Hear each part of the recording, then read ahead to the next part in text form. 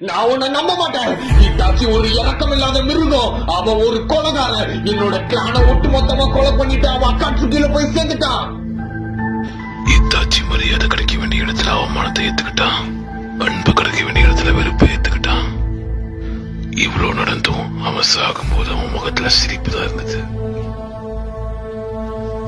இத்தாச்சி அவனோட friends, superiors, அவனோட lower, அவனோட அப்பா எல்லாத்தையும் கொன்னான். ஆனா அவனோட தம்பியான உன்னை கொல்ல முடியல. ஆயிரம் படைகளும் முரசுதான்